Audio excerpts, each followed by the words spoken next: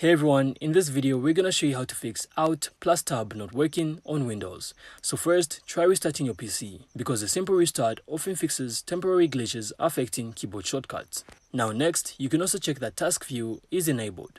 So to do this, simply go to Settings, then System, then Multitasking. Then from here, you're gonna have to make sure that Alt plus Tab is set to show you open windows. So if it's still not working, you can also try updating or reinstall your keyboard driver. So simply press Windows plus X, then go to Device Manager, then Keyboards.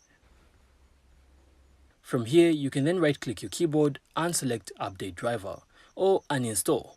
Then try restarting your PC to reinstall everything automatically. Then finally, you can also check for any background apps that might interfere with shortcuts, so like screen recorders or third-party overlays. So after these steps, Alt plus Tab should work normally again. And that's it. So I really hope you found this insightful, and if you did, make sure to leave a like and of course subscribe, then we'll see you on the next one.